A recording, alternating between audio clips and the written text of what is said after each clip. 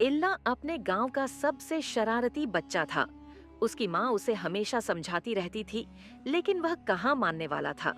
इल्ला के पापा शहर मजदूरी करने जाते और शाम को घर लौटते।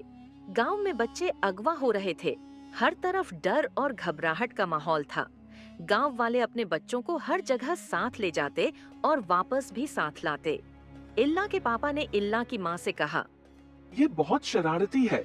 जब मैं शहर काम पर जाता हूँ, तुम इसका ध्यान रखा करो। गांव के हालात बिल्कुल ठीक नहीं है।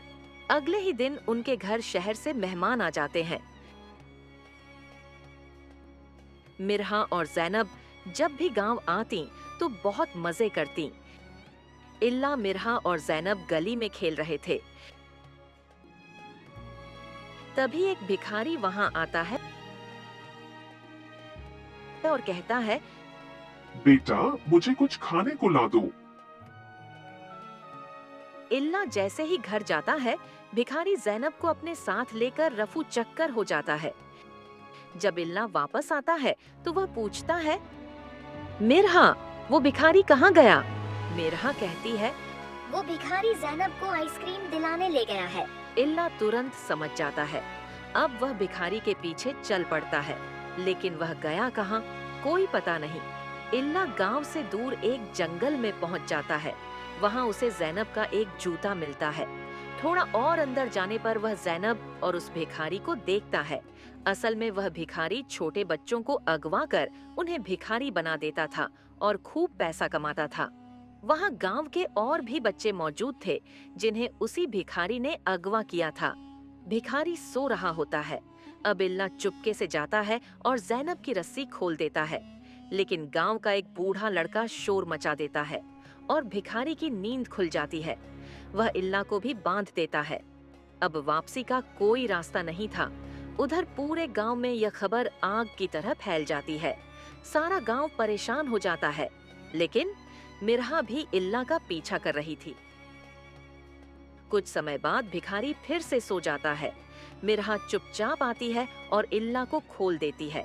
फिर धीरे धीरे सब बच्चों को भी। अब सारे बच्चे वहां से भाग जाते हैं। भिखारी उनका पीछा करता है। उसी जंगल से इल्ला के पापा शाम को लौटते थे। संयोग से इल्ला उनके सामने आ जाता है। इल्ला सब कुछ बता देता है। अब इल्ला के पापा वहां छिप कर बैठ जाते हैं। इल्ला को देखकर भिखारी खुश हो जाता है। जैसे ही भिखारी इल्ला के पास आता है, तभी इल्ला के पापा उसे पकड़ लेते हैं। वो भिखारी और सारे बच्चों को लेकर गांव आ जाते हैं। सारा गांव देखकर हैरान रह जाता है। फिर इल्ला सबको सारी बात बता देता है। गांव के लोग इल्ला और मिरहा की बहादुरी की बहुत तारीफ करते हैं। गांव के एक बुजुर्ग आदमी सब बच्चों को इकट्ठा करके कहते हैं, अगर कोई तुम्हें पैसे, आइसक्रीम या किसी चीज का लालच देकर साथ ले जाने की कोशिश करे, तो उसकी बातों में कभी मत आना।